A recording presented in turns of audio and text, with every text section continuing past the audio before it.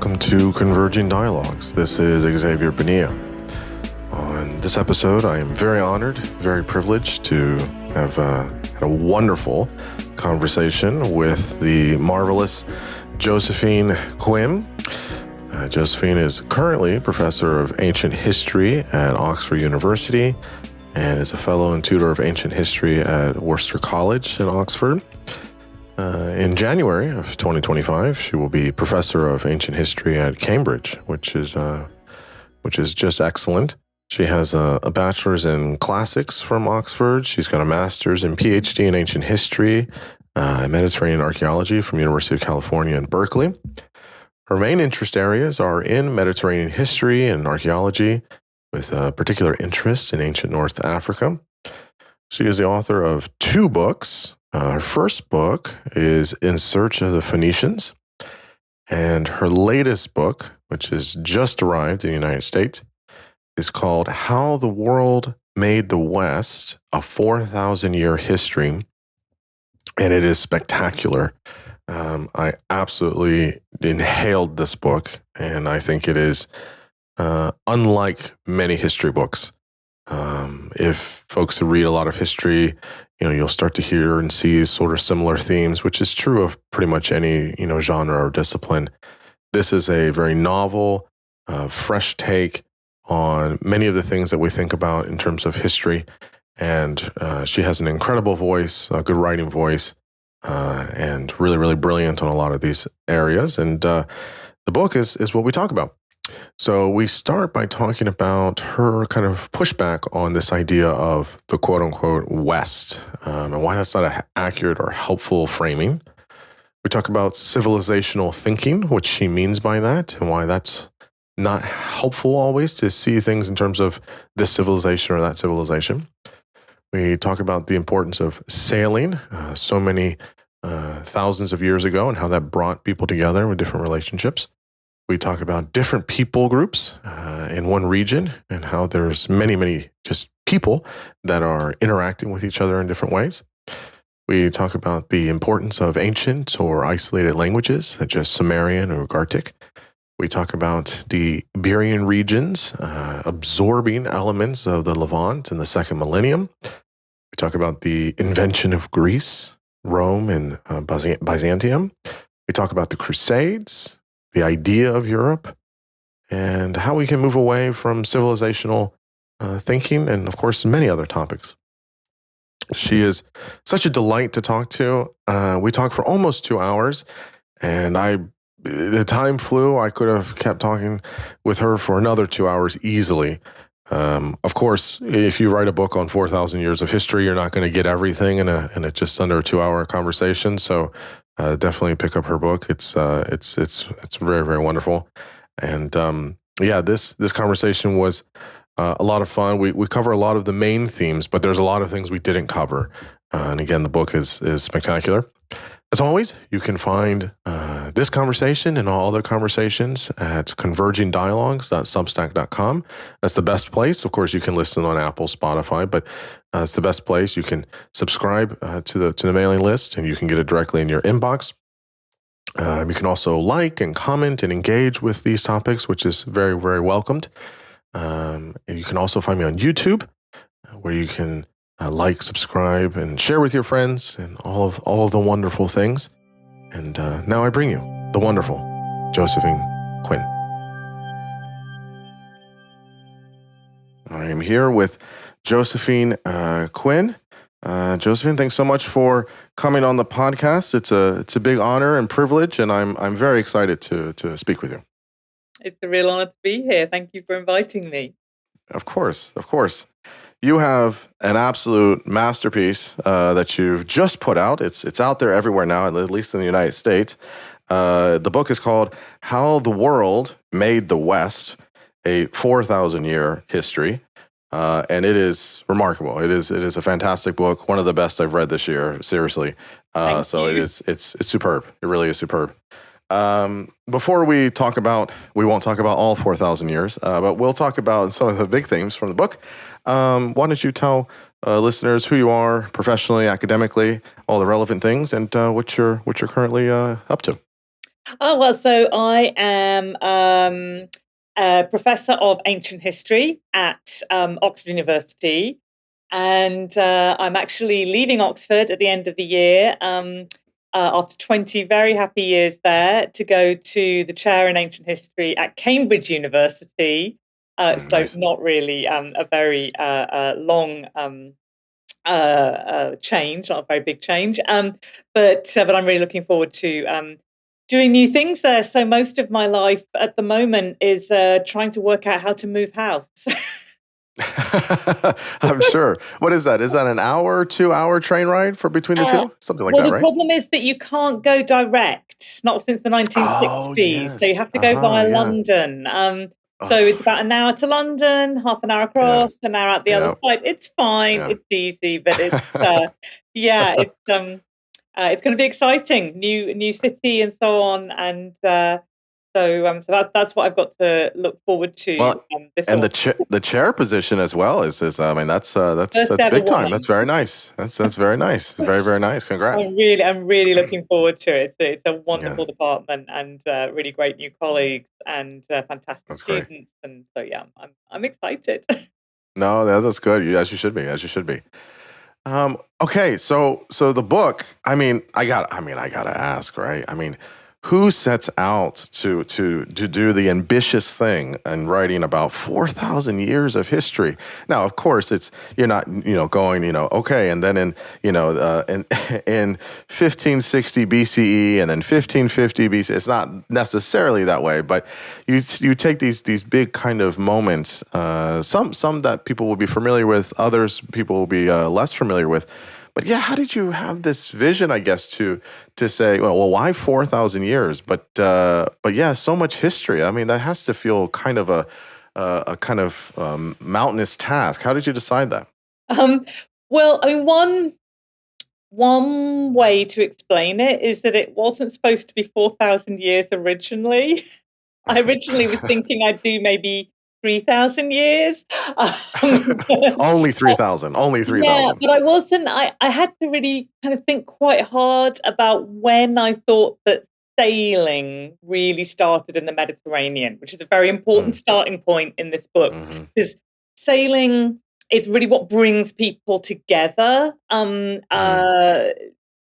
in a way that no other mode of transportation, not kind of paddling a canoe or walking with a donkey or sort of early kind of wheeled vehicles and so on that can't really go up hills. All that stuff, it doesn't really encourage communication and real kind of building of relationships between people. And that's what this book is about. It's about people building relationships and kind of exchanging ideas. And so mm, it mm, became really apparent to me that sailing was very important because once people can sail, they get places a lot faster, they can get a lot further, they can take a lot more stuff with them and bring stuff mm, back. So it becomes kind of commercially worth making long mm, journeys and making sort of long distance relationships.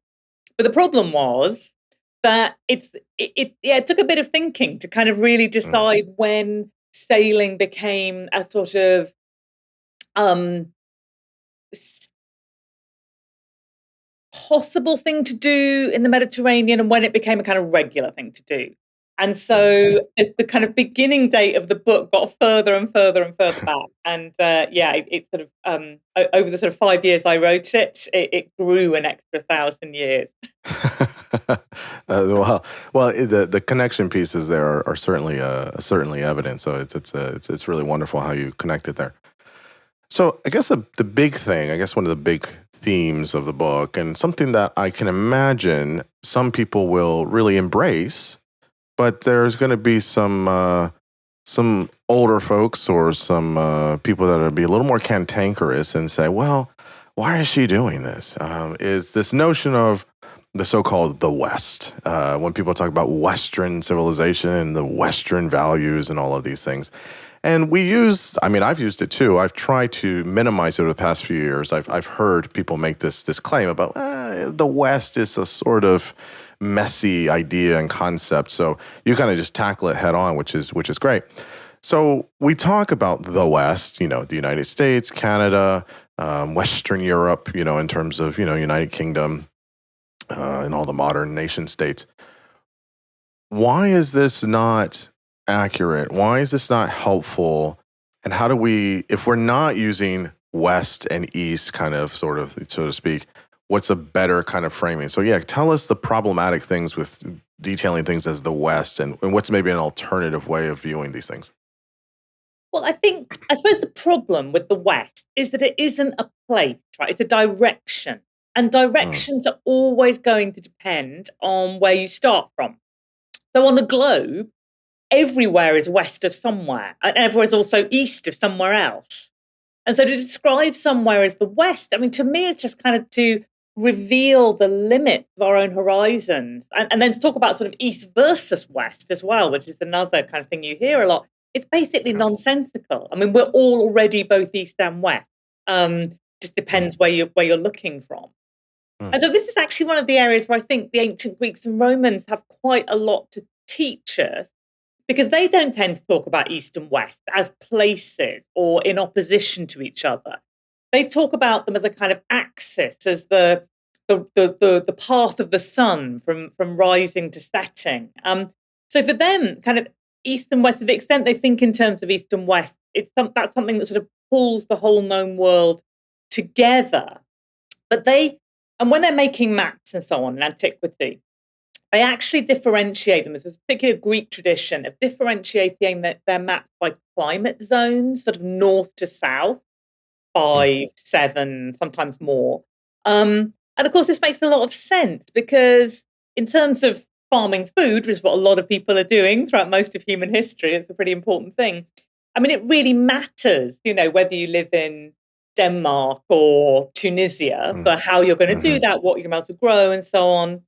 But it doesn't really matter at all whether you live in, say, Athens or Lisbon or even sort of California, So that mm, kind of east west thing doesn't really matter to our lives in the way that actual north south kind of relationships and sort of life ways really do matter. So, mm. so to me, so one answer would be, what would be better? Well, I mean, I think a Greek or Roman author might tell you, thinking in terms of north and south more.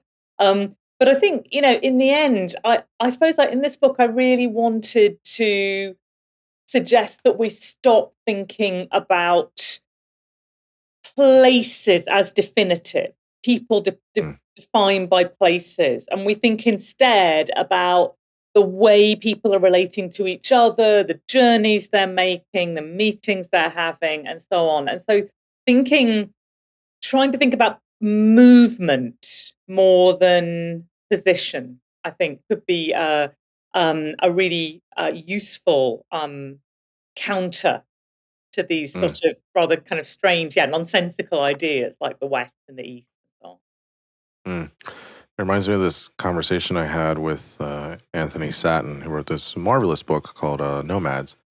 And he's sort of, maybe not as big in scale as your book, but and he kind of focuses on nomadic types, or the nomadic idea with humans. But how this similar is that there's this idea of movement.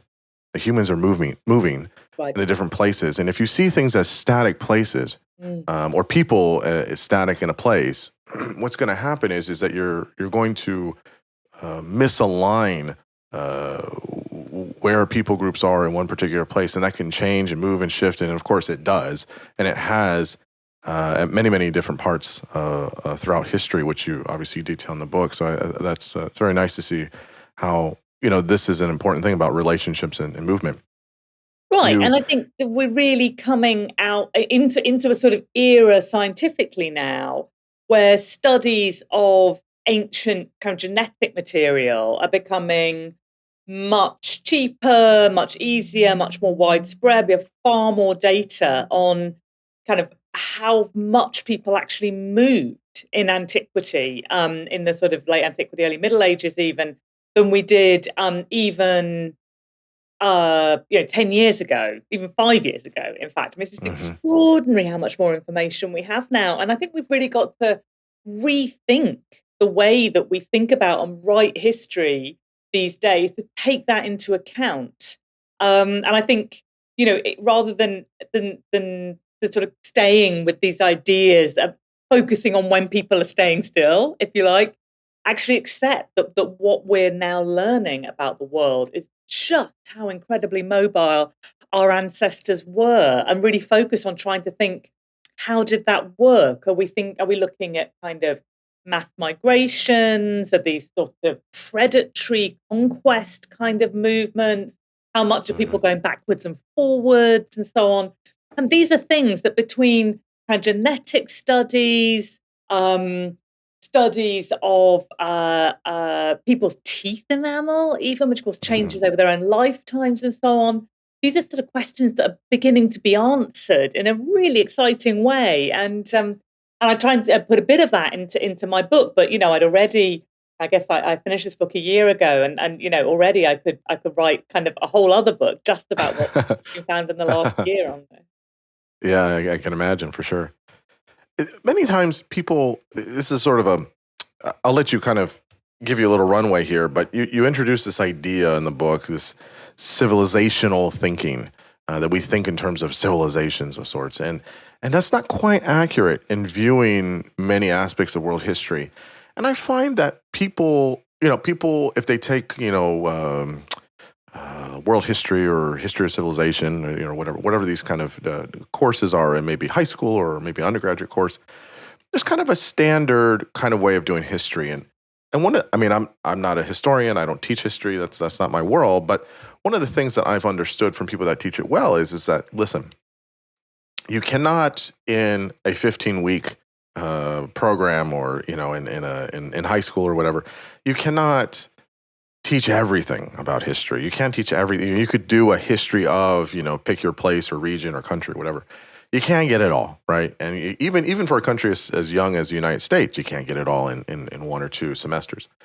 So there's always things that are left out. And I feel like people, they walk away, and as they get older and they do things, and they read a book when they're in their 40s or 50s, and it's a historian saying, well, everything you were taught as a kid is wrong, or that's not quite accurate. And people almost have this resistance to it of like, oh man, why are we changing what I was told when why are we doing this? And in fact, it's not that it was ever completely accurate when you first learned it. We just have more research and more study. And so this one of these things, as I was reading this, was this idea of this civilizational thinking that you talk about, where we have these elevated ideas about maybe Greek or Roman or Byzantine kind of ways in which they were foundational for the creation of the West, and how there are these Western values where we get our democracy and our liberalism and all these things, and that's not quite true. So I guess, yeah, what is this civilizational thinking? Why do people sometimes kind of resist any changes to it, and what's this kind of improved or better way of kind of trying to think more about things instead of just civilizations?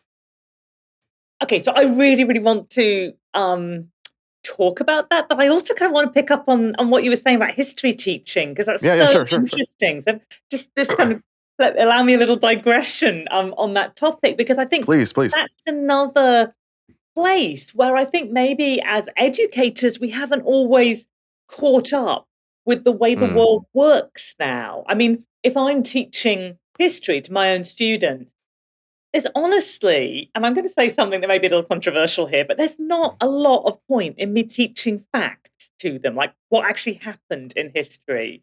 mhm. Of course, what we do together often involves, exchanging information about facts and what happened.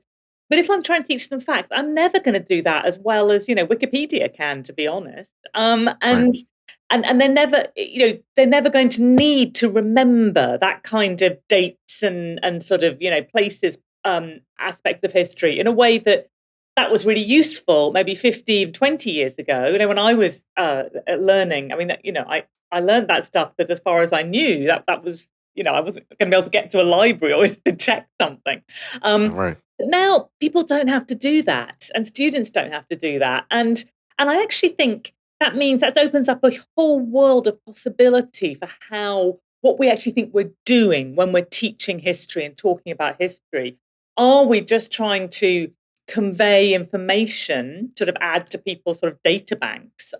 Or are we actually trying to teach people ways of thinking?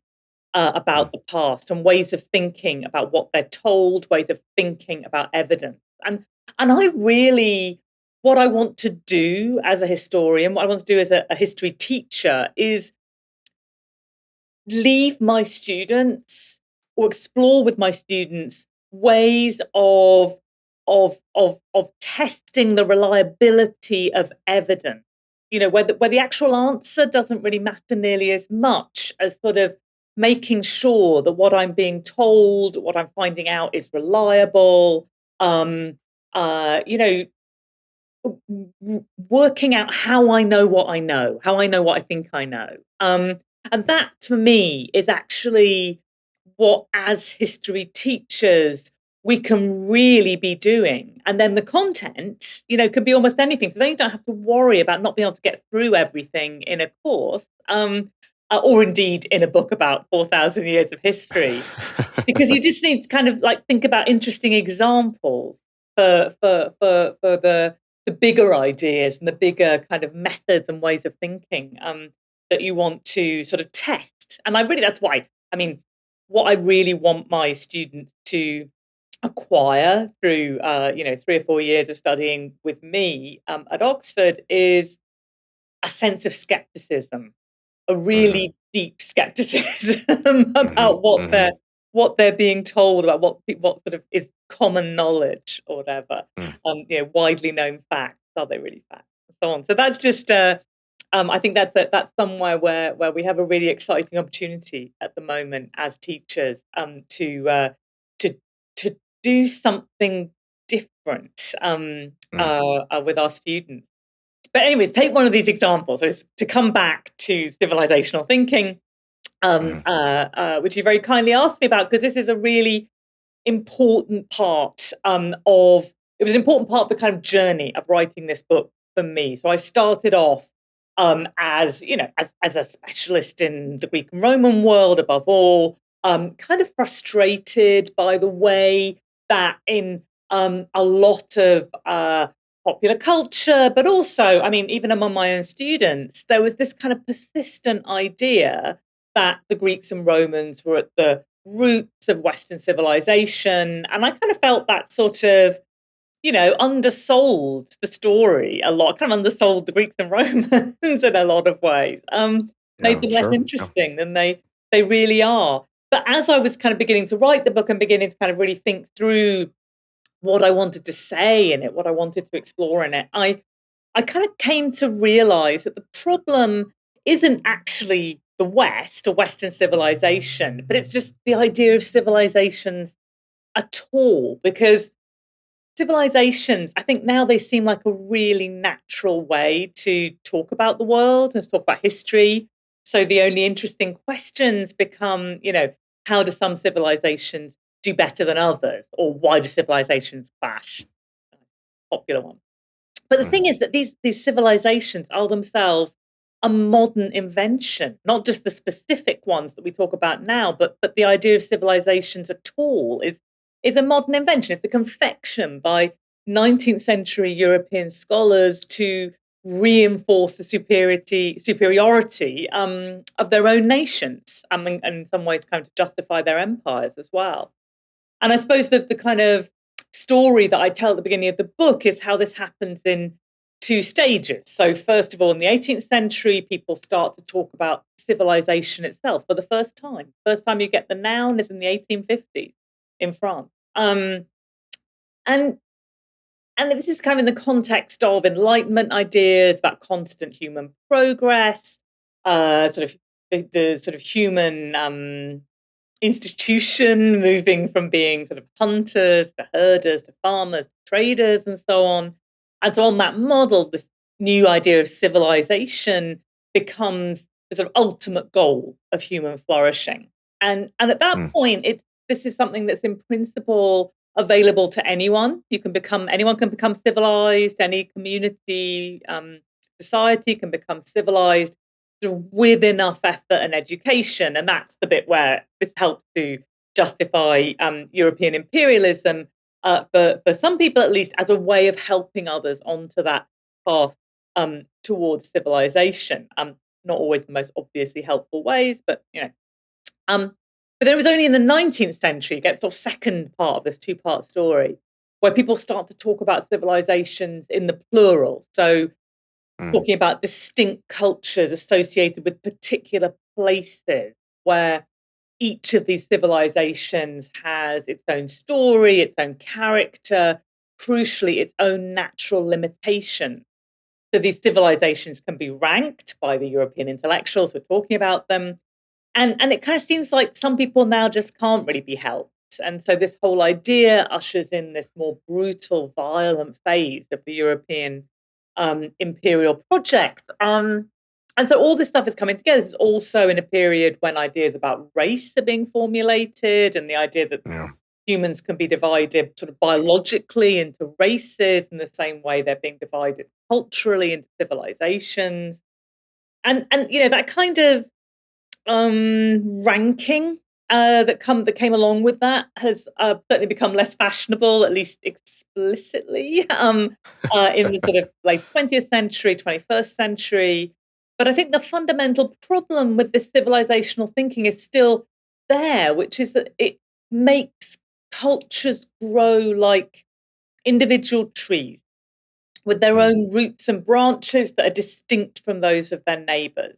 So these civilizations, they emerge and flourish and decline, and they do so kind of largely alone. I mean, never entirely alone. Nobody ever claims they're completely separate and so on. But there's a general idea in this way of thinking that connections between these cultures are the sort of secondary story, the minor point. The major point is the cultures themselves. But of course, that's just not how humans work.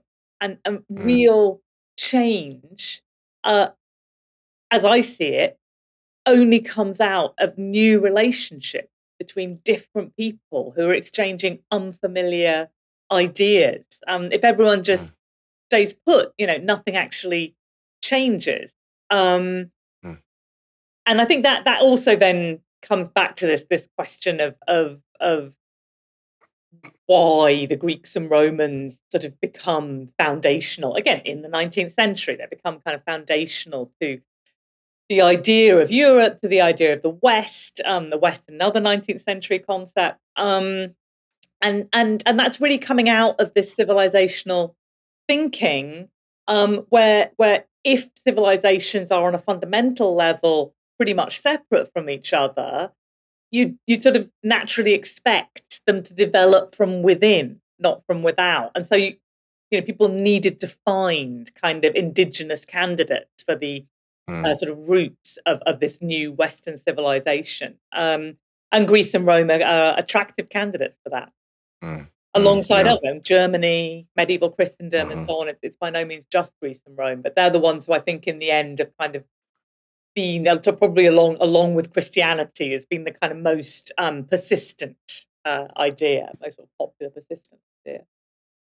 Yeah, yeah. I'll come to that in a minute. But I had a conversation with Michael Cook, who wrote a big book on the history of the Muslim world, and he has this claim. I don't know if he makes it explicitly in that book. He's made it elsewhere. And I had a long conversation with him about the book and everything. And he believes that if there was such a thing as a Islamic civilization, he believes that that's long gone and dead. Islam still survives, of course, Yeah. but the idea of that isn't there. And part of it is a little bit. I don't know if he goes as far as what you're saying, or maybe as explicitly, but that there's many Islams, there's many histories, there's many cultures here, there's many things going on, lots of people groups together over time. Islam is still the new kid on the block, if you will, for the big three religions in the world.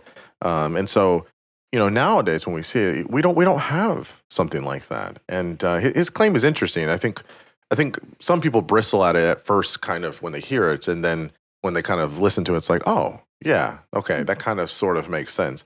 And it's just sort of the same. What you're saying here is this idea of it makes. I see it as like if you take a charitable view, maybe you shouldn't, but but when people came up with these civilizational ways of thinking, is maybe it's a type of heuristic of trying to group all things together at one time. But as we all know, heuristics have their downsides, and we don't use them forever. And so it's very hard to update the operating system, right? We get so used to one way of doing it. And it's like, well, maybe that wasn't as accurate as we thought it was. And so then people start to resist that change. So some of these things that come into play here, you're talking about the Greek and Roman kinds of civilizations here, is these ideas of something I've heard more recently, which kind of bothers me a bit, is where people will make this claim that, well, Western values from Western civilization really come from Christianity. So to really be aligned with democracy, rule of law, free speech, kind of these general liberalism kinds of ideas, you really just have to be Christian, because that's where it comes from. And you can do this way of being culturally Christian of sorts, or whatever it is. And you see a lot of people turning to that. They're sort of abandoning or not liking the lack of maybe a kind of structure or whatever it may be, framework for secular humanism, and kind of going, or the atheist thing, saying, well, really all these things I like, they just come out of Christianity. So I'm just going to take away all the dogma and all the nonsense from all of the awful things about the dogma and doctrine. I'm just going to take out all these things historically from what it created for the West and Western values and civilization. And I find it very frustrating. How do you, I'm sure you've seen this or heard this too. How do you think about this kind of gloss that people put on this? What are your kind of thoughts here? Yeah, no, I think it's been a huge part. Almost, I think well, I mean, not almost. I think it sort of certainly kind of predates the ideas about Greeks and Romans or Germans as sort of really important to kind of to Western civilization, but which that often is a kind of synonym for a sort of liberal humanism to a lot of people as well. And I think what's really interesting about it, of course, is that Christianity is not a Western religion. I mean, Christianity comes out of the Levant, the same place that Judaism comes from. It's the same place that Islam comes from. All Levantine religions that were kind of, migrants to Europe. But I think the crucial thing that happened with Christianity is that at a certain point, obviously Christianity has spread a huge distance in all sorts of directions. It's a very kind of spreadable kind of religion, Yeah, for sure. and it's a good tool of it. But then what happens in the Middle Ages is that it gradually becomes kind of imprisoned in Europe, like it's spread to Europe. But then the spread of Islam, which is kind of the same way that, Christianity and Judaism are sort of spreading along similar lines, and Islam is too. And it's kind of taking up the space in the Levant and in many other parts of North Africa, Western Asia, that Christianity had previously been quite powerful in.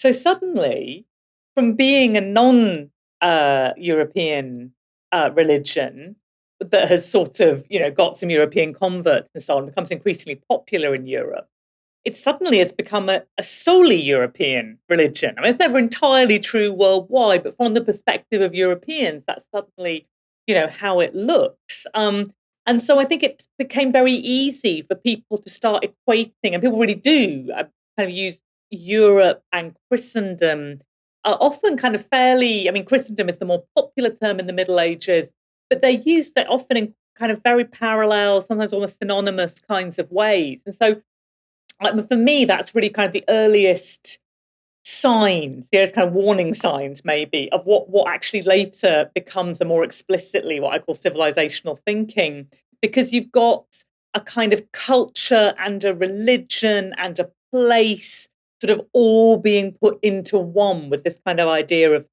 Christendom, which really means European Christendom. And so I think that's a really important part of the story that I'm telling, and in some ways, kind of where it all begins as well. Mm.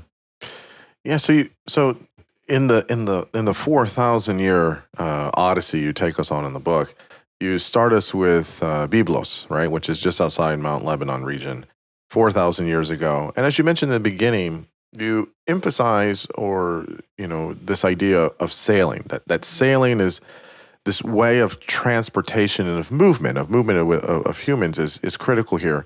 You also drop us in the island of Crete as well in the second millennium, and you talk about this Levant region, Egypt, obviously Anatolia, the Greek Isles, back and forth.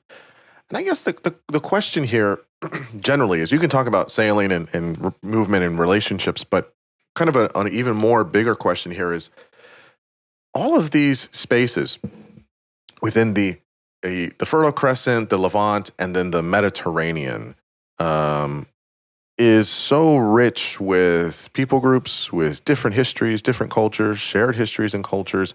There's so much overlap that's going on in and around the Aegean Sea. I mean, the Aegean Sea is rich with so many things, with history. The Ionian Sea, the Adriatic Sea, obviously the Mediterranean right there. I guess, what is it about this region? Is it some of its the topography? Is some of it's the soil? Is some of it the climate? Is some of it? I mean, all of these things. Even 4,000 years ago, obviously, climate changes over time, but there's something so rich, more than any other place that we know of, or at least in documented history, with so many people groups and coming and going and wanting to exchange ideas and trade and all these other things. What is it about this whole entire region that is rich with all this? So that's a great question, and I think there are kind of two answers to it. And so one of them is yes. This is a really special region. There's more going on, more happens faster, people come together and so on. And there's a whole, lot of different ideas about why that is. And I mean, one of my favorites comes from a great book written by an Oxford colleague of mine, co-written by an Oxford colleague of mine, Nicholas Purcell, with Peregrine Horden. It's called The Corrupting Sea. Came out like 25 years ago now. Absolutely remarkable book. Absolutely trying to deal with this question of what's special about the kind of Mediterranean, the wider Mediterranean, going to the Fertile Crescent kind of area. And one of the sort of approaches that they took to it was to say it's precisely because the topography, the geography, the ecology around the Mediterranean is really unusually fragmented. That it's actually that the fact there's so many changes of level. There's so many islands. The whole thing is kind of choppy, broken up. It's difficult to get around on land. It's not difficult to get around on sea. But what this means is that you're going to have a valley where it's really easy to grow grain. 5 miles away, it might be completely impossible to grow grain. But it's going to be a good place, maybe to herd sheep, or to maybe it's further south, you can grow olives, something like that. So you get these very different sort of kind of ecological pockets very close to each other. And one thing that really encourages is people communicating with each other, people literally exchanging, not kind of, high-flown ideas necessarily, but literally kind of food, sustenance. Very quickly, that comes along with how do you cook something? And that, then you're into cultural ideas, technology, and so on. How can I maybe try and grow something like this too that's more suited to my particular climate, where it may be. So the idea that it's the very fragmentation, broken up nature of that part of the world that really encourages contact, communication, and so on, even when it's quite difficult, even though in some ways it makes it quite difficult.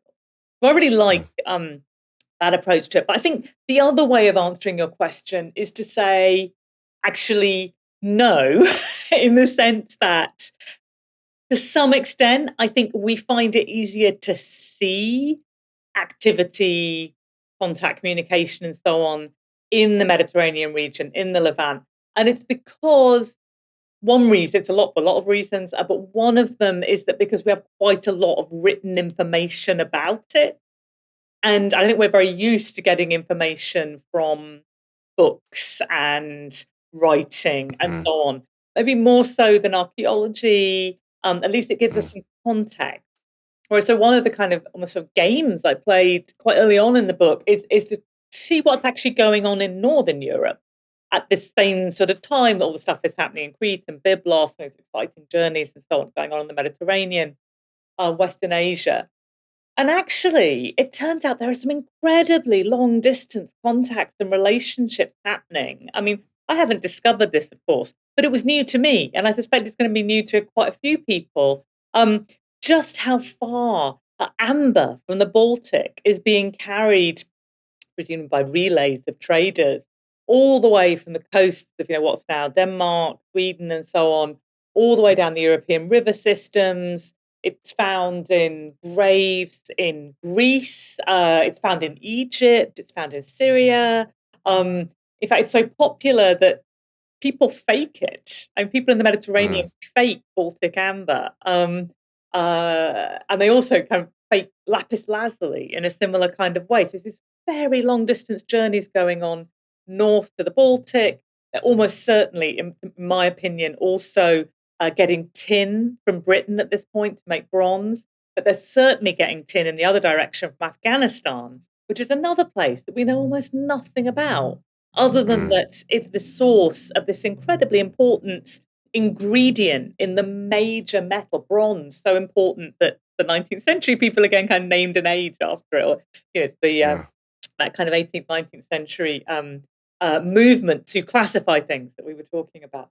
And I think sometimes it's one of the kind of things that I thought about a lot when I was writing this book, is how much I could kind of allow myself to use kind of empathetic imagination, sort of almost a kind of fabulation in some way, to try and see what kind of information might be there that we know for places where we have written sources that we can read, as well languages we have taught ourselves in some sense. In places where we don't have that kind of information, what sort of thing? So I think maybe in the end the answer is yes and no, but I do think there's probably more going on in other places than we can even imagine, maybe.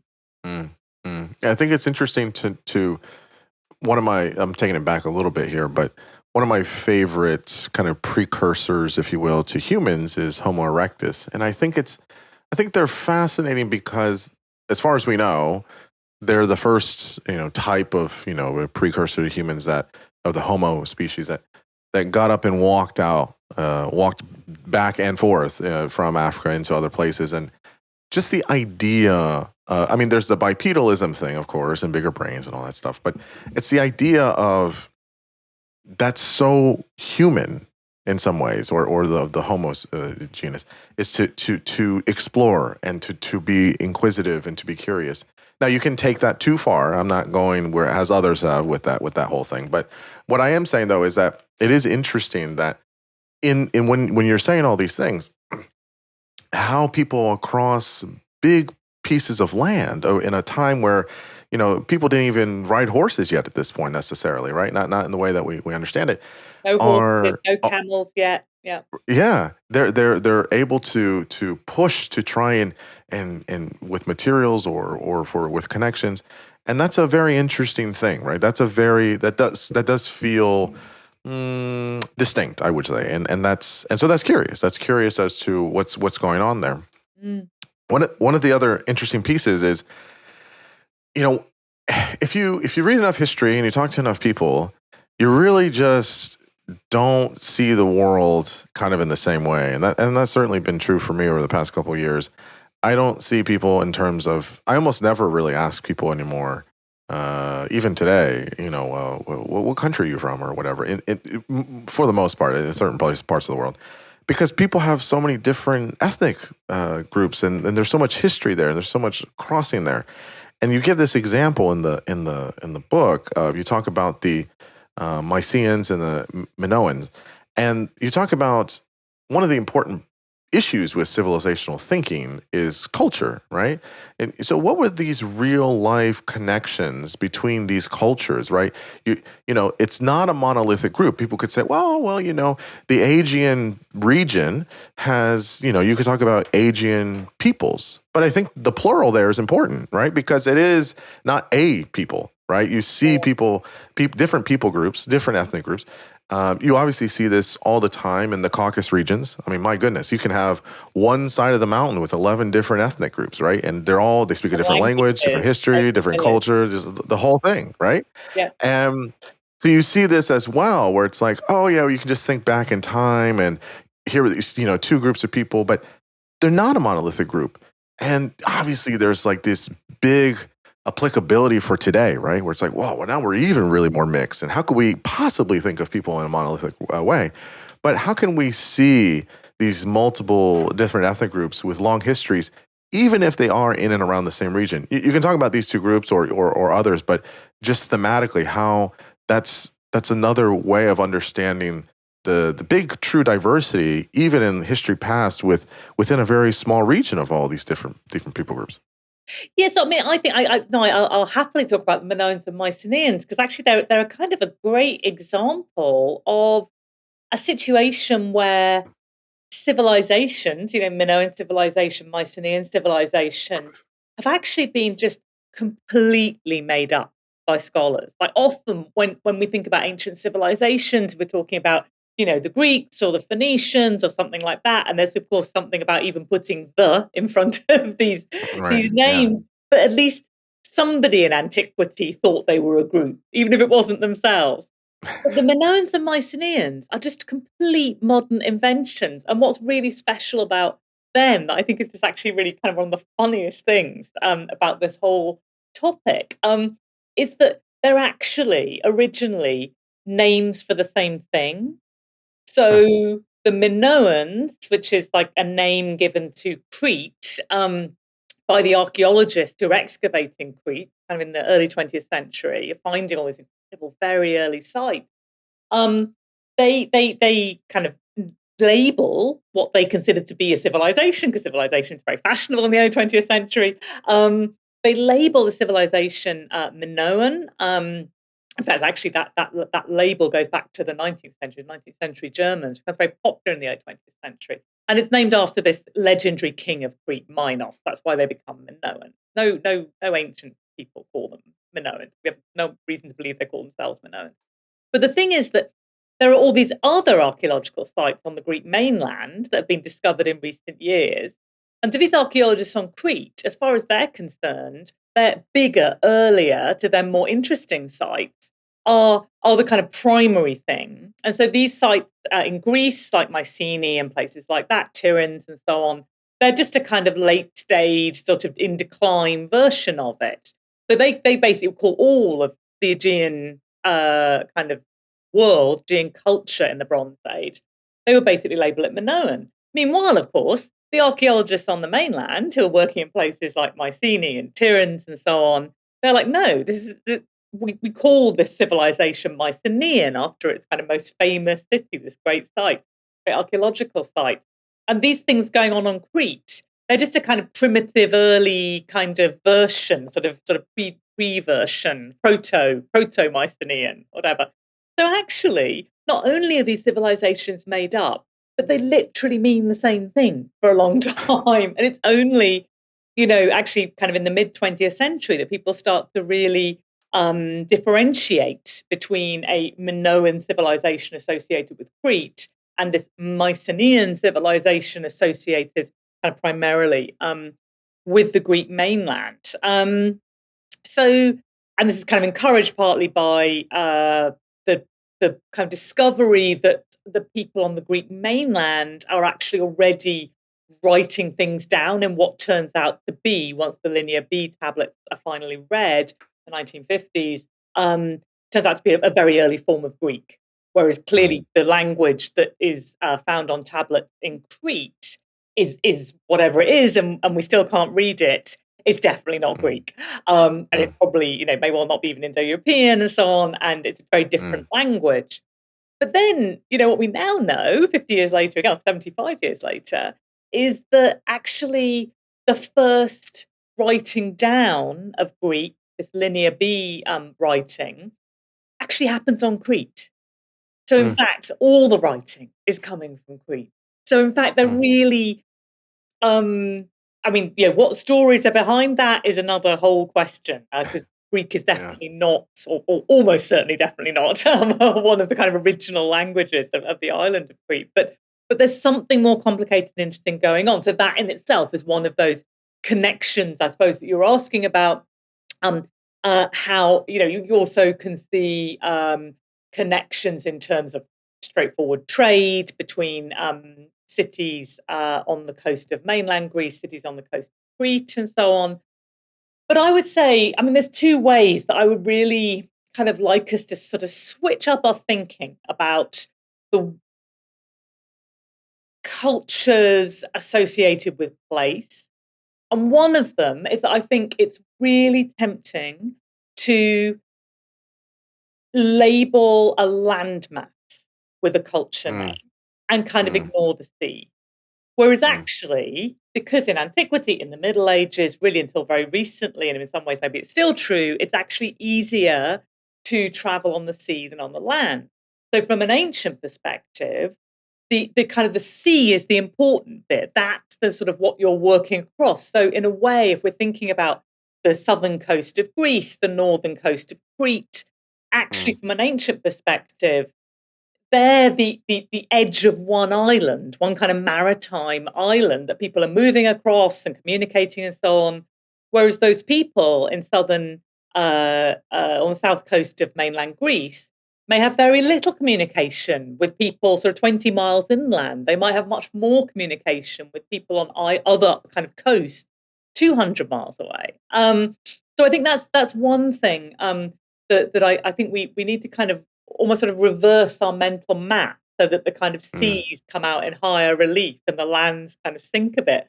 Um, but to try and think from the point of view of people actually sort of using these spaces. Um, but the other thing is, it's right. The way you put it at the beginning, I thought was great. That we shouldn't. They're not just a people. It's not a single Aegean people who are living here. And yeah. maybe instead we should think about peoples. But I actually kind of want to propose a third solution there, which is that we actually just think in terms of people, not a Mm, people, not the people, not multiple individual mm, specific peoples, but just people. Because mm, even within a single city, within a single port, within a single district, you're going to encounter really different people who are going to have their own different connections and interests and so on. And to kind of think of them all just under one label, I think is sort of mm, it misses so much of the story. mm, So I kind of yeah, I'd sort of like us to get away from thinking not only in terms of civilization, in particular civilizations associated with land masses, but also in terms of ethnicity as the primary mm, label that we put on people. And we mm, don't know mm, how many ancient people actually considered themselves to have something that we recognize as an ethnicity at all. Some of them did, mm, certainly, because if they write about it, we can read it. I wouldn't go as far as some of my colleagues saying that there was no such thing as ethnicity in antiquity. But I would say that even in the examples that we have of it, it often doesn't seem to be very important to people. And I think mm, that would be equally true of other kinds of forms of identity that have become very important in the modern world that just it's not they don't exist in antiquity, they're just not as significant, other things that matter more to people. And I yeah. think that Yeah. maybe we can't avoid kind of putting our own labels to some extent on different peoples, different places, but I think we should maybe try and be quite aware that that's what we're doing in cases like this. No, that's a good point. I like that. It's this fascination with ethnicity and race and all these things is really it's more of us putting something onto a past time. I had a conversation recently with Lloyd Llewellyn Jones, Right. who's written a bunch of different things, and he has this more recent book on the Cleopatras, the multiple Cleopatras, and of course people know the seventh Cleopatra as the Cleopatra with Antony and everyone else. He talks about this point because obviously there was this whole uproar about I don't know, there was a documentary or something like that about what was her, where was she really from, and what was her ethnicity, and what was her background, and his point was kind of the same. It's like we're missing the whole point. Like we're missing it. Obviously, it is a piece and a factor, and yes, but at that point, you know, again, to be in Egypt, I mean, yes, there was many Greeks in Egypt at that time, but by the time you get to the seventh Cleopatra, which is the last, she spoke Egyptian. She spoke, I think, Greek as well, Yeah. and it was much different. Her position and who she was much different than, well, what's my Greek heritage, or whatever. And it is a good reminder that, obviously these are people, but then that even still, that you will have in a particular place, or even with an ethnic group, you're going to have a lot of variance, especially if there's a lot of interaction with different people coming and going. So it is a very good reminder. I do like that. And I mean, even we can do it even today. That the British royal family is German originally, and but that and people know that that's not a secret. It's Yeah, played up and down to some extent, but it's not important in the way people think yeah, about them.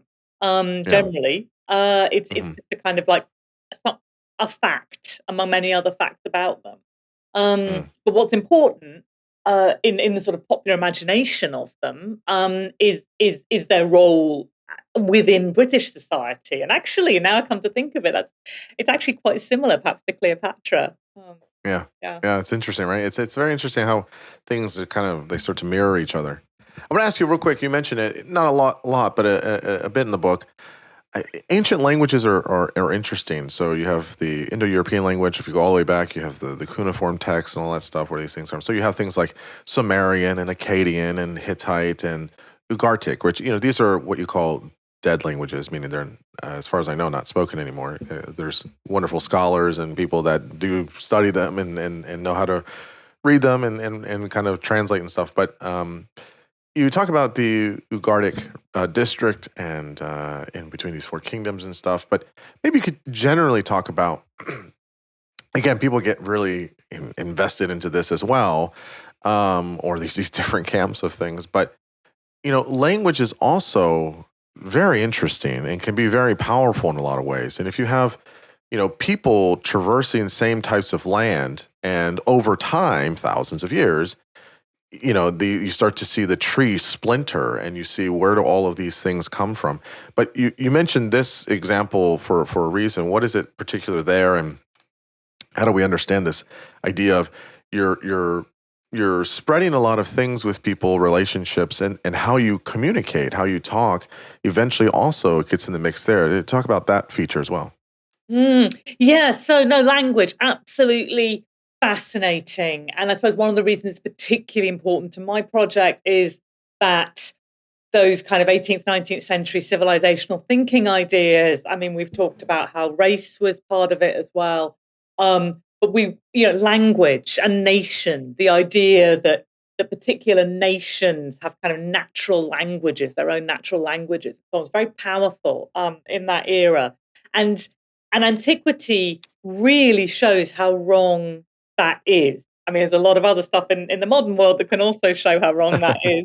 But antiquity, I think, and if you go back to something like Sumerian, and I love that you asked about Sumerian, because Sumerian was the first language that I learned after Greek and Latin, first ancient language that I learned after Greek Mm, and Latin, and it absolutely blew my mind. I was so excited that something was so different. So, this is a language that is written down in cuneiform, which means like wedge shapes on clay tablets, look like little arrows, like little birds' feet crawling across the clay tablets. You have no idea what's going on for months, at least in my experience, when you're learning. And Sumerian is so exciting because it's the first world language, as far as we know, to be written down. Somebody has that idea one day, which is kind of incredible. So it's written down in southern Iraq. It's now what we call an isolated language, and it has no mm, surviving relations. mm, mm. But I mean, it must have had once many surviving relations. So there are quite a few. Elamite is another one Yeah. like that from the similar kind of era. But in the sense, Sumerian didn't have this kind of huge legacy as a language. I mean, it was actually used for millennia, including by people all over Mesopotamia, including people whose primary language was Akkadian, which is the Semitic language, which comes along Hmm. about millennium later. and so they keep using this old language, sort of heritage language, kind of like the way people sometimes use Latin now. So Mm-hmm. it had that kind of impact on kind of later worlds and so on, other people. But the real impact it had was in its writing system. And this is one of the things I think is really interesting to kind of keep straight about, and maybe it's a bit more obvious when you think about the ancient world, is that language and script are really two very different things. Um, so in the same way that, the Chinese script can be used to write down many different languages now, indeed the Roman alphabet, I call it like the Roman alphabet that sort of, I wrote my book in, can be used to write down many different languages, not just Latin or English. And this cuneiform, this wedge-shaped writing that was originally invented to write down, first of all, invented to kind of, record numbers things, eventually start writing down syllables and the ideas and words of the Sumerian language. Even after people are no longer using it for Sumerian, or using it much, using it kind of actively as a living language for Sumerian. It spreads kind of all across Western Asia, Western and even Central Asia to some degree, as a method of writing down language, and that becomes so powerful, and especially when you're writing it down on the clay tablet. Because once a clay tablet is fired, whether you're doing that deliberately because you want to preserve it, or whether your house or kind of clay tablet factory or whatever it is burns down, which is a very efficient way of it's like, fire is supposed to destroy, but actually it's a very efficient way of preserving clay tablets because they get fired. And it has this, a really extraordinary legacy in that respect, and it really becomes a way. It's not just that it's a technology that other people borrow, but of course then it gives people a way to communicate across long distances with each other without actually having to travel or having to send a particular person with a message. So I think Sumerians are exciting in so many ways. It's also got, okay, last thing on Sumerian. It's so cool. It has a gender system. So pretty much Mm. many languages have gender systems, a sort of grammatical gender, a sort of way of sorting things out. But and very often they're sort of male and female are the kind of default sort of settings Mm-hmm. for that, sometimes neutral as well. Neuter. But Mm-hmm. Sumerian, the two grammatical genders are uh, humans, which includes gods, and non-humans, which includes all Mm. animals, but also everything else that isn't human. And I kind of Interesting. love that. I love the That's sort of interesting. unexpectedness of it. And you think Yeah. it was so easy for us to think that gender is thinking of gender, in the sort of male, sort of and female, male versus female, even is such a kind of, again, it's one of the things that seems natural, and then you come across people who are just thinking about things completely differently, and you're like, oh, okay, that's not the only way we sort of need to kind of divide our world up. We can think about things differently. Anyways, Yeah. It's it. Sumerian. You Yeah. asked It's very, very Ugaritic, interesting. and Yeah. Yeah. Yeah. and again, so I guess that actually kind of ties in with the Sumerian story because so Ugarit is a port on the coast of what's now modern Syria. It's a city state. It's sort of in the Bronze Age, an age of great empires. It's kind of a sort of semi-dependent on various empires. It changes its allegiance around. It's a big port. It's very wealthy. It's very successful, and so they can kind of dictate terms to some degree, within reason, to the kind of really sort of big imperial powers of the era: the Egyptians, the Hittites, the Babylonians, so on. Mm. And these people in Ugarit kind of managed to stay sort of quasi semi independent. They're very much in touch with a whole lot of parts of the world through trade. And what this leads to, this kind of it brings a whole lot of information as well as goods from everywhere to the city, but it also brings people to the city. A lot of records from Ugarit. A lot of them, Mm. sadly for the people of Ugarit, in the end, are clay tablets baked in the fires that destroyed the city. But one of the things that we learn from this kind of very big archival record in this city is that the number of people from other places who were living there, either temporarily or permanently, and so on. So it's a very kind of mixed up. I mean, it must be a very cacophonous city. It's kind of a very special place in a lot of ways. And they had their own language. So pretty much every little city state along the coast of the Levant would have had its own language, quite similar to each other. So these people in Ugarit are speaking a language that's going to be quite similar to what people in Byblos are speaking, or Tyre or Mm. Sidon, which themselves are quite similar to Hebrew languages and so on. So everyone's speaking kind of similar sorts of Semitic languages, but they have their own dialect.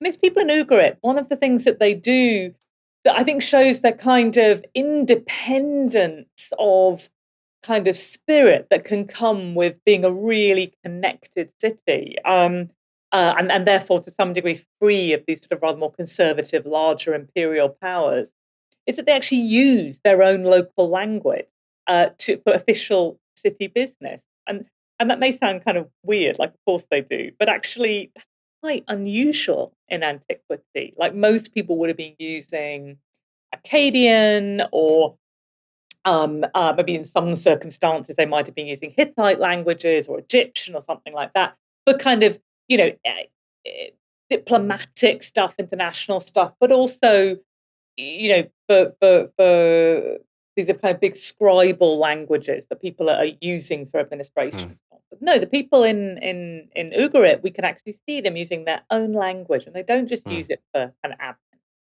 They use Mm. it to write stories with, and so on. And they write it down in a new way. And what they do, and I just love this because it's exactly the example of the kind of thing that I really sort of jumped out at me when I was writing this book, as examples of how, you know, cultural change comes out of kind of cultural appropriation, but it's always Mm. making something new. And often it's about taking things from several different places and doing something completely new with them. So what the people in Ugarit do is they take that old Sumerian writing system, the cuneiform script, which is this huge heritage, it's massively prestigious. It's really hard to do. It can only be done by sort of special. Usually, there are exceptions, but generally the assumption is that it's done by specialist scribes and so on. And they use this script to write down their language, but they actually don't write it down. They don't use the characters of the script as syllables, which is what most world languages do, and certainly what most languages in the region were doing. But they actually use an alphabet, which is a very kind of weird thing at the time. It's something that only Levantine cities do, and not very many of them do it very much. And when they do it, recording the sounds of languages rather than the syllables of them. Many fewer sounds than syllables, but also much more abstract and kind of difficult to manage in some ways. And so these people in Ugarit, they take this local idea, this very kind of low level, non-imperial Levantine city state idea of the alphabet, a kind of really kind of centric idea at the time. But instead of writing it in the way that people do elsewhere in the Levant, which is some version of what we do now with the alphabet, just kind of linear, originally pictograms, in fact, but written with, you know, some kind of stylus or perhaps pen in some circumstances, not cuneiform on a clay tablet. And they kind of convert it into these cuneiform signs.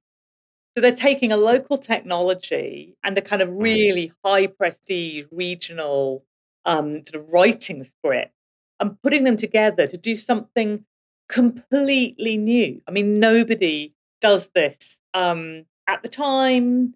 We don't do it again. But yeah, cuneiform alphabet is such a special thing to Ugarit, and and it comes out of sort of the power of contact and exchange.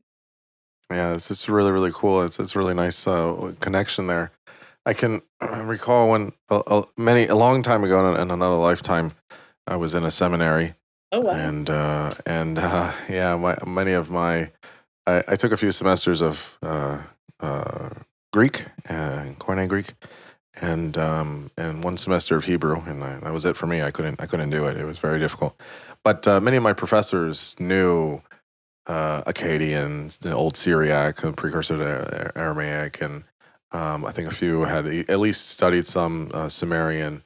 And it's really interesting to see, especially for, um, well, in this context, the Old Testament, but then other Mesopotamian texts, to see, the knowledge of language there really helps understand the people and then the environment that is there. So there's something really cool about older languages that aren't used as much anymore or at all, and it kind of brings it home. And I think the point that you're making there is very, very fascinating. That, yeah, might some people might say like, oh, it's a local language, but it's like, yeah, like, but maybe, kind of like Greek was used at one time, French was used at one time, English is used today. That was a kind of a common thing that people Yeah. use, but to use your own is really, really, really, really Well, interesting. it's amazing, and they write the most extraordinary stories in it. I mean, Yeah. the myths and epics from Ugaritic, they deserve to be as famous as Homer, as the Iliad and the Odyssey, because they are so good and so fun and so interesting. And Uh, yeah, I do, I do want to ask you about that in a bit. I do want to bring up, you mentioned, which I thought was really cool. It kind of stuck out to me. Not many people mentioned this, so it's interesting. So you mentioned in the first millennium, Huelva, Spain, which is in the southwest of Spain, on very close to the Portugal line today. And I've actually been there. It's maybe an hour or so from Sevilla. yeah, I think on the about an hour, train, hour and a half, very something like nice that. train Yeah. ride. Yeah, I haven't been to Sevilla, but there's people may know this about there's definitely in further in time, in the, what would it be, 8th and 9th centuries, I believe, maybe a little bit later, of various Islamic or Muslim dynasties that were in Spain, and in the region, in the Iberian Peninsula, and the impact and influence that it had on their history and culture and with people there. But you go all the way back. You go all the way back to first millennium, so BCE, right? Mm, mm, mm. And that was interesting. And talking about how this region, southwest Spain, or let's talk about it as a Iberian Peninsula, let's say, um, is definitely influenced by ideas and culture from the Levant, right? Mm. And when you think about that, if people just look on a map and you just take, go all the way to, kind of the Middle East today, Jordan, Syria, Palestine, Israel, Egypt, that whole region, and then you go all the way to southwest Spain. That's far. That's far today, right? Yeah, That's a it's long a really plane long ride, much less way. a boat ride, Yeah, and you're it took me seeing at least a the month the in, to the, see. the impact of all of this influence in quote unquote Europe, right? At the Mhm. time, it's not known as that, but and so how all the way back in the first millennium BCE, we're seeing in, let's say, Southern Europe, modern day Europe, all of this influence from the Levant region. It wasn't just in the 8th or 9th or 10th century. We're seeing it even before that. And I think, well, I mean, that has an incredibly deep and rich history that has a lot of different influences. Again, to your point about kind of the coastal lines are really, really impacted, but that does start to spread inward at a certain point. How does this all kind of happen? Well, I mean, I think one thing I felt maybe I'd kind of like to just push back a tiny bit here, like very Mm-hmm. gently, if I may, on this notion of influence, because Okay. this is a concept kind of I'm just a little bit allergic to it, I suppose, kind of on the grounds that it seems to me, and here I'm following, the great art historian Michael Baxendale.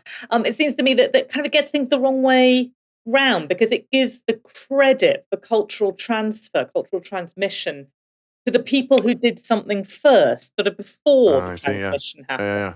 But, I Yeah. mean, to my mind, the past doesn't act on the future like Yeah. that. People Mm. choose to interpret Mm. or develop or adapt what they Yeah. find in the past. That's nice. I Um, like that. Yeah. so I guess the way I put it is that it's not so much that I think that European lands were influenced by other places, but that European people kind of sought out and identified and Yeah. adapted ideas from other regions of the world. I put it in a slightly more positive way, and it doesn't Mm. mean they always went went elsewhere to find them. And Huelva is a great example of where, basically people from the Levant, almost certainly from Tyre, given the kind of pottery they were carrying with them, actually turned up on their doorstep. And this was Mm. incredible. And, they brought with them all sorts of interesting stuff. I mean, Mm. swag, I think we now say, from the Eastern Mediterranean. And Yeah. they were in the market for silver, which is Mm. silver and other metals from those Atlantic regions. But then you see, so what's great? It's a very long journey. It's the first place that these Tyrian ships go. These sailors, they don't kind of go, you know, first of all to maybe somewhere like Sicily that's kind of halfway, Sure. maybe they go and check out Sardinia. No, they go, the first place they go is the furthest away place, which is Mm. absolutely incredible. And then they kind of work backwards and start filling in that kind of Mm. knowledge of places along the way. And you see them start turning up in places like Sardinia, Tunisia, so on. But first of all, they go to Huelva.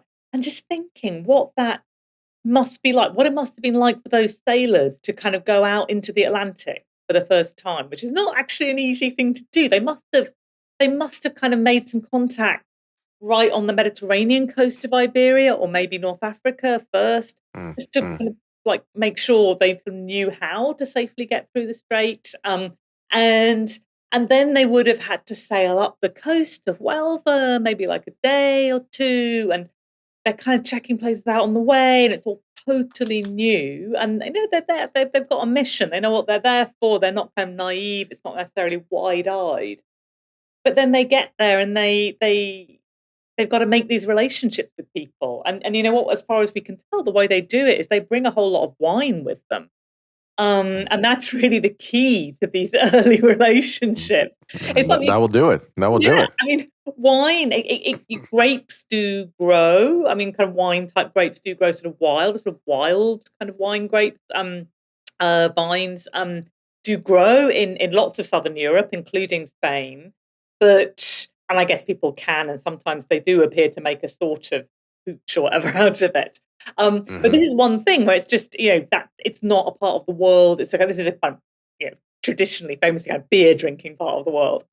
So wine, it's not that, they can't do it. It's that they've never really, that's not been a great interest of that region. So these Mm. guys turn up with this kind of like magic new alcohol, because the great thing about wine, one of the great things about wine, is that it's relatively low volume, literally not alcoholic volume, but like volume in terms of quantity to get that alcoholic hit, and it lasts really well.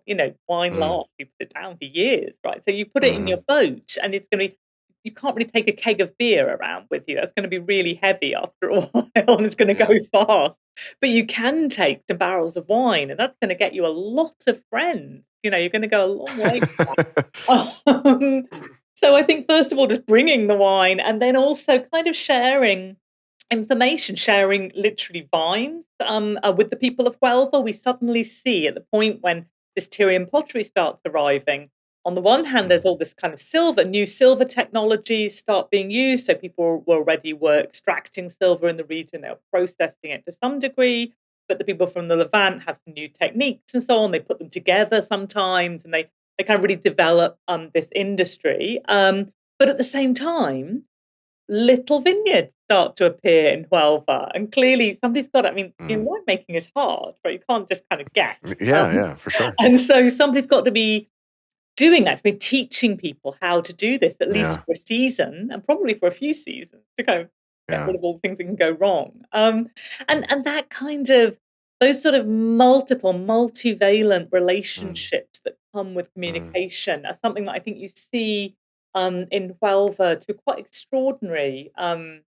degree. In fact, it's a really very special little place. It's got a great museum. If anyone's in the south of Spain, or south of Portugal, it's really worth a little train What trip to Huelva. y- you illustrate exactly why influence is probably not as good, and I'm as you're talking about this, I'm seeing it more as absorption. Like they're Mm, absorbing a lot of the like different ways in which people are from, and it's okay, how can we absorb and integrate and distill this into maybe what we're already doing? and then you start to see this kind of merging of things in some ways, over time, which is really nice. Mm. So obviously many other things. So I'm gonna hit a few other big ones here. One big thing that you talk about, and I'm gonna pull a few things together here. You have a chapter in the book called "The Invention of Greece," which I thought was a little provocative, which I liked, which was nice. And you talk about, again, we give a lot of credits to the Greeks, but at least the ancient Greece, so to speak. But a lot of their ideas, language, art, religion, come from abroad. You talk about Greeks inventing continents, and you also mentioned, as you said earlier, we have the big epics, the Iliad and the Odyssey. But I totally agree with you. There are some really good epics from the Hittites, which is a fascinating time and people, and for much of Central Anatolia, which usually is in and around modern day Turkey.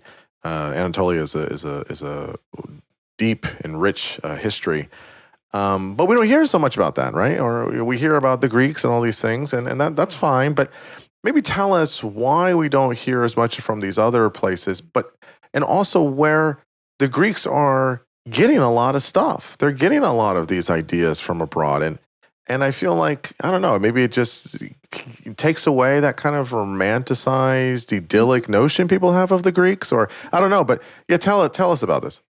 Yeah, so I mean, this is right. There's this kind of romantic idea of the Greeks are somehow the start of something, isn't there? Like start of Hmm. democracy, the start of philosophy, even the start of athletics. Thinking about the Olympics right Right, now. right, right, right, Um, right. but in reality, and that's what you're right. It's kind of deliberately provocative title to that chapter, but it's kind It's good. I looked at that chapter. It's like, oh, let me read this one tonight. This one looks good. I was really trying to kind of bring out the fact that so much of what made up this sort of romantic idea of the kind of Greek miracle was Yeah. actually adapted from elsewhere. And I mean, all the things that you've said. So, we come back to the Levant for things like the alphabet, for weights and measures, for financial instruments, for but also for kind of new gods, new ideas about the gods, the idea that that Greek gods would really like it if you gave them myrrh and incense, frankincense kind of incense. That's an idea they get from Levantine religion. The city state itself is really kind of characteristic of ancient Greece. That can be found in the Levant before it's found in Greece. Even what I would call the citizen state, so Mm. councils, assemblies, some level of collective government. I'm slightly avoiding the kind of democracy word here because depending on how you define that term, it can be more or less specifically Greek. But certainly, yeah, citizen states and so on. And then, but it's not just the Levant. There's also, yes, Anatolia. These are incredible Hittite epics, and you get little fragments of them, little echoes of them in, the Iliad, the Odyssey, particularly, in fact, Hittite ones. You get in Hesiod, so Homer's kind of more or less contemporary, another archaic poet, a Greek poet, so wonderful poetry. But clearly, some of it is coming out of sort of Bronze Age Anatolian myth, and at the same time, you've got a lot of ideas from Egypt coming in. You've got stuff from Mesopotamia. There's all this stuff. It's all coming in, and you can see it all kind of in the sort of culture, particularly archaic Greek cultures, with, let's say, the kind of 8th to 6th centuries, maybe even 5th century BCE. The Persians, you talked about continents. So, yeah, it seems like it's Greek geographers who have this idea of, again, a kind of eccentric idea of carving up Mm. the one kind of actual continent of Afro-Eurasia into 2 or 3 different ones, depending on which geographer it is. But Asia and Europe, or Asia and Europe and Africa, and so on. That actually is something it's actually done in Anatolia, but by Greek Mm. speakers at least. Mm. But the idea that these continents actually matter is something that I call kind of continental thinking. This is sort of kind of a Yeah. version of Yeah. civilizational thinking. The idea that these things actually matter as anything more than kind of geographical, kind of technical labels for land masses. That, I mean, that's a Persian idea. At least that's what the Greek historian, well, I say Herodotus, actually an Anatolian historian, but again writing in Greek. He talks about the importance, the difference between Asia and Europe, and so on. But he says that's a Persian idea. The Persians who think that Asia belongs to them and Europe is associated with the Greeks instead, and so on. And so all this stuff is coming in from elsewhere. So right, why is it that is no longer the way people think about things? And especially as it isn't a secret. I mean, Greek writers do talk about this all the time, in fact, Hmm. but Hmm. somehow we don't listen to them, or people didn't listen to them for a long time. And I think it comes down to civilizational thinking. It comes down to the way that logic requires Europeans or Westerners to kind of make themselves from scratch. And it's also, I think, kind of about pride in the European educational system, which in its most elite versions has been teaching children Greek since the 18th century. But I mean, Greek's relatively easy compared to a lot of the languages we've been talking about. And these Yeah. fancy schools, these sort of boys' boarding schools in England that begin teaching Greek in the 18th century, they haven't got the energy to teach Egyptian or Akkadian or often even much Hebrew. And I think it's actually just so much easier to dismiss the relevance of other Mm, languages than to actually learn them, or even more mm, to actually try and teach them. So I would, mm, there's a certain amount of laziness about all this. mm. I would say when you start to look at all these things, I have found again nothing against the Greeks or about Greek thought and all these things. I obviously it's tremendous, but I have found over many years now that Anatolia gets is severely underrated for many things, and Mm, this is in Central and East and even parts, definitely Central modern day Turkey. And Anatolia as a region for so many things is quite spectacular and marvelous. So I'll fanboy a little bit about that, but yeah, I think it's totally underrated for sure, for yeah. sure. And I think Um, it's just beginning. There's some really interesting scholars, there's interesting young scholars who are focusing on that region. And I'm just so yeah, wow. I talk about the Levant a lot. That's kind of my region. If you like, the book I yeah, wrote yeah, before this one was about Phoenicians and so on. sure. And so but it's also where a lot of the evidence is. So perhaps that's a little bit of laziness on my part as well. But there is, I mean, there is some just wonderful detective work going on Mm, um, mm, with Anatolia, not just in the Bronze Age, but in the Iron Age, when actually yeah, we yeah, know kind of a lot less. And there's yeah, some great work going on at the moment to try and kind of tease out what we can say about what early Iron Age Anatolia is really like. So yeah, yeah, yeah. It's you're among exciting. the fans. That's exciting. It's exciting to know. So, I mean, obviously, Rome, tremendous. It's huge. Rome wasn't built in a day, Mhm. but it's become this iconic symbol. And you talk about, that some people have thought it's built on immigration and imperial conquest, but where does slavery fit in there? We obviously talk about the fall of the Roman Empire and how it sort of dives into the Byzantine Empire, if you will, and what that's like. We'll have to get Peter Saris in here, and he'll tell us Yes, all about he'll tell us all about Byzantine kind of yeah, that was differences there. really He likes that stuff. But yeah, tell us, I guess, just generally how we see typically just Rome and Rome. It's a big topic, but just the kind of broad brushstrokes yeah, of so what you're I trying to think say in the book.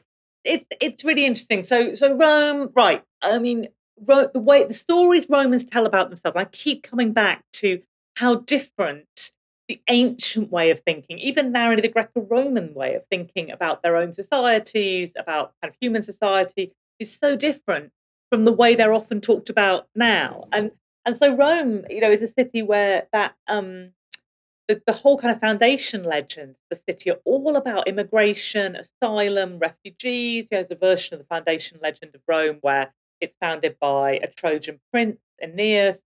There's a version where it's founded by a local boy, a shepherd, Romulus. But what he does as soon as he's founded the city and unfortunately killed his brother, but he invites people from the whole of central Italy, really the whole surrounding region, to come and seek asylum in his new city. So he gets the population. So it's not just a population of migrants; it's a population really of refugees. The kind of implication is that sometimes they're refugees for because the cities didn't really want them for quite good reasons. So it's this kind of strange story, a strange foundation story of a city where you're kind of saying. this is a city kind of built on immigration, and in some cases, immigration of people other cities just didn't want. And there's a way of spinning that very positively, and it's a very tempting thing to do, and I think I give into that to a large extent. That we don't have to, we can think about immigration as positive a way as the Romans did, maybe. But then there's also a kind of catch to it, which is that I think this sort of focus on openness and diversity and migration and so on actually is quite an important role to play in the ideology of Roman imperialism. Because the idea is that Romans can come from anywhere, there's also an idea that everywhere kind of belongs to Rome. So Yeah. so it's sort of, so I think there's a slightly, there's a kind of edge to that idea.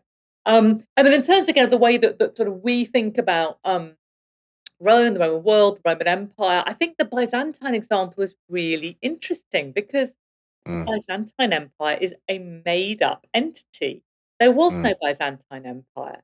The people who ruled in Constantinople, which was the kind of new name for the ancient city of Byzantium, they were Roman. They called Mm. themselves Roman. Everyone called them Roman. That people now today still talk about the Rum and so on. It's the idea of Byzantium, this sort of modern scholarly idea that the kind of, well, Rome falls and then we have Byzantium. But actually, Rome Mm. doesn't fall. Roman emperors get more and more interested in their eastern provinces. They open up new capitals there. Eventually, they more or less transfer their operations, more or less, from Rome itself to Constantinople. But they're doing that as Roman emperors. They're ruling an empire that is to them Roman. And the fact that some of the Western provinces, the kind of far Western, more impoverished provinces, and what's now Europe, now kind of Western Central Europe, they kind of drop off the Roman map at some point, kind of by the by. These guys, Mm. those immigrants from over the border, gradually kind of take over the administration of the places they're living in, the parts of what, the ex-Roman Empire they're living in. But it's not a huge deal, really, compared to the Mm. massive success of the Rome's eastern provinces. And I think this idea now of talking about Byzantium, the Byzantine Empire, it's a way that scholars slightly distance themselves from this kind of later phase of Roman Empire, because what are the Romans doing living in Istanbul? That's weird. That doesn't make Mhm. sense. That's not Mhm. part Mm. of our civilizational thinking. Um, Mm. and I think I really resist it. I don't use the term Byzantium. I mean, a lot of my colleagues Yeah. do, and sort of, Yeah. explaining that it's a kind of modern, sort of scholarly, useful term. But I really kind of resist using it because Mm. I really think let's honor the fact that these people were Roman to themselves. They were thought by other people to be Roman, and let's not kind of other them the moment they move out of the kind of comfortable regions of Western Europe. Yeah. Yeah. No, I totally hear that. I have two quick final questions for you. Again, just the thumbnail bit of it. Crusades, you talk about it. I guess the thing I wanted to ask about here, which I thought was interesting, was you mentioned that religion was not always in the mix with these wars, and it's not only just seen as a holy war. What's the kind of snapshot of this? Of just kind of, I mean, again, a lot of history there, but what is the kind of essence of that? Yeah, so I suppose, I mean, in a way, kind of course, the Crusades are about religion. I mean, you Sure, have, yeah, and there's right. something to do But with it's not religion. only that, though. Fought against the enemies of Christianity, who turn out to include a lot of Jews as well as Muslims and so on.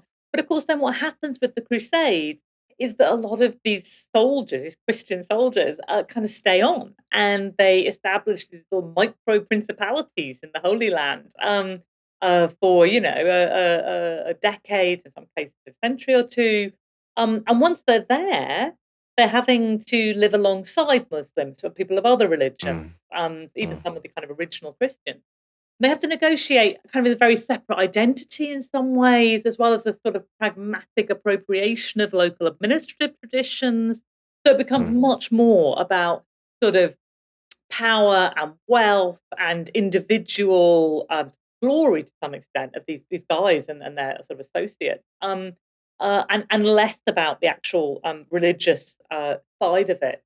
I mean, at the same time, you're seeing this is the era of the kind of what's often called the Reconquista, the reconquest by Christians of sort of Muslim Spain and other parts of Europe.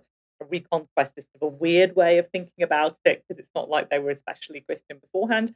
But it, or especially kind of Christian in the sort of way that the Crusaders are. The Crusaders and other sort of Christian soldiers this era. But again, so a lot of those kinds of wars are against and conquest are against are Christians against Muslims. But the same Norman knights are really happy to conquer Christian England, to conquer Christian cities in Italy. It can be Christian on Christian as well if the rewards are good. So there's a lot of kind of religious rhetoric, but the actual logic often seems to be something else. Mm, mm. And then finally, you have this bit of about you talk about the post-Mongol Empire and then the Black Death and all this, that people start to kind of have this idea of Europe as you start to see this idea of Europe, and we start to then see this kind of where's things kind of drawn on the map, so to speak, and where it's kind of filling in there. It just talk about this idea of viewing quote unquote Europe kind of post-Mongol, and then as we're getting the different empires we know. We get the Ottoman Empire, of course, for 600 plus years. We get the British Empire. We get many other. We get the Mughal Empire in India. Where do you see, I guess, how people are viewing Europe, if you will, at this point? Yeah, so it's interesting. So Europe just kind of really isn't a thing in antiquity or the Middle Ages. It's the name of a continent, not a name in very common usage, not a very meaningful, symbolic term. If you want symbolism, even up until the late Middle Ages, the word you're probably going to use is Christendom. It's kind of early foreshadowing of sort of later civilizational thinking, and that's honestly that's really true through to at least the early modern period. But you do begin to get this word, this idea, Europe, used a little bit more in that kind of post-Black Death, post-Mongol, but particularly in the 15th century, post post-Ottoman. The fall of Constantinople is very big for this, the final end, the actual final end of the real Roman Empire. And that kind of really marked the end of Christian power outside Europe at all. And at the same time, Christian fear of first Mongol, then Ottoman power kind of crystallizes around their non-Christianity. And so when the term Europe is now being used, again, not very much, a little bit more, but more, it's so closely associated with Christianity. And I suppose that's really sort of one of the places that my book ends up. It's a nice place to finish, is this idea that religion had kind of brought people together for millennia, but now it's really beginning to split them apart. And then that's another step in this direction of civilizational thinking and towards the central role of Christianity alongside Greece and Rome in developing notions of European identity over the next 500 years or so. So that's taking us right back to kind of somewhere near where we started. Yeah, it's very interesting how you see throughout time there's a lot of difference, but a lot of similarities with different people across time, and or you've seen people that are learning from relationships, they're learning from each other in different ways. So the final question here is as we move forward and we have great historians and educators and public figures like yourself, how do we move out from civilizational types of thinking and the idea of the West, and how do we seeing the world and we see people? Of course, there's ways in which you can break things down and have heuristics, but that we shouldn't invest or put too much into those things as a kind of authoritative or in a way where it flattens out people or places. How do we move away from that and kind of see the world as a whole and see people as a whole together? Okay, great. So I would say I think there's three things that we need to do. So I think step one is we need to just recognize the problem, to hear when people are invoking the assumptions of civilizational thinking as if civilizations were natural facts, and whether that's Putin or Xi talking about a multipolar world order of the separate civilization state, whether it's Trump or Netanyahu championing the West against the rest, or even Western civilization against barbarity. there's something we've got to kind of pay attention to that. I think the second thing we've got to do is we've got to talk to people, including people we disagree with, not just about the kind of superficial content of our disagreement, but also about the assumptions they rest on, the kind of maybe different assumptions that they rest on. But I'm going to say, thirdly, the most important work we need to do is on ourselves. So on my reading, history really becomes much less about things like inheritance or patriotism or roots. And these are things, we're often told to respect and really kind of value. But I want us to kind of center more relationships, interaction, exchange. I guess what I'm suggesting is that we make our heritage our starting point, but not a kind of armor. We aren't just what we're born to. That doesn't have to limit us.